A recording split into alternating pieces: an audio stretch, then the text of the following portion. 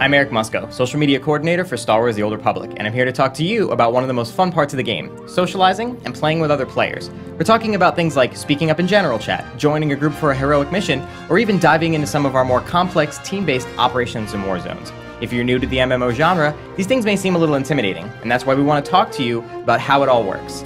Honestly, we think that playing with other people is a part of the experience that you don't want to miss.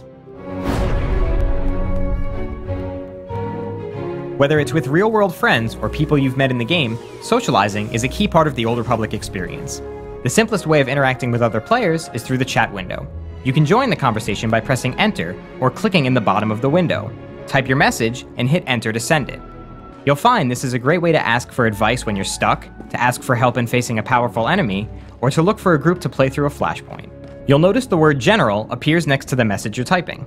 This is the name of the current chat channel, but there are several others as well, each with its own purpose.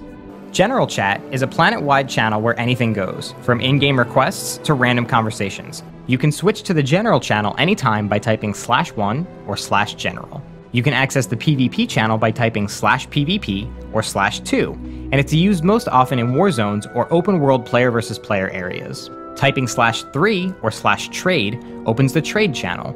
Here you'll find players looking to buy, sell, or trade equipment and materials. When you're in a group, you can type /group or /party to speak only to groupmates. You can use /guild for communicating within your guild. You can also message another player directly by typing /tell and then the player's character name.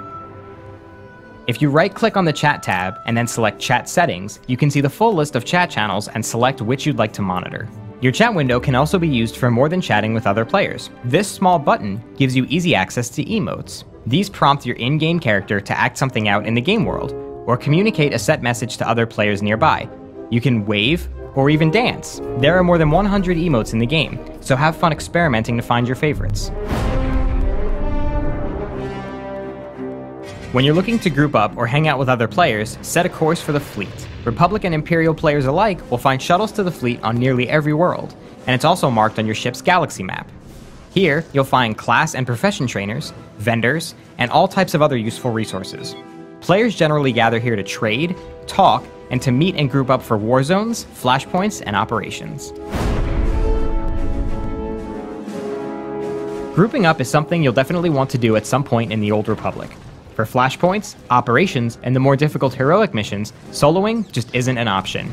Fortunately, creating a group is simple. If the person you want to group with is nearby, just select them and click on the purple icon next to their portrait. If you prefer, you can type /invite followed by the player's name to start a group regardless of the other player's location. When you are the one being invited to a group, a checkbox appears, and you have the option to accept or decline the invitation. Don't be surprised if you receive an invite from another player out of the blue. After all, when you're fighting through an army of battle droids and you see a friendly face, it's natural to want to join up. Finding other players to form a group is easy. You can see who's interested in grouping up by pressing O and looking for this purple icon. You can indicate to other players that you'd like to form a group by clicking this toggle. You'll also find that interested players will enter messages in general chat like looking for group or LFG, followed by the flashpoint, operation, or heroic mission they're ready to tackle. By doing this yourself, you'll quickly find other players who are willing to group up with you. You'll notice that groupmates' portraits appear on your screen along with their health and energy bars. You can select a friendly target by clicking on them. If you're not sure where they are, just open up your map by pressing M, and your group will be marked by purple icons. When any member of the group initiates a conversation, other players who are eligible will see a green circle appear. Players can enter the circle to join the conversation. If you're not in combat, you can also join the conversation from anywhere via holocall. Once you're in a group conversation, you and your groupmates will each be able to select your own dialogue options.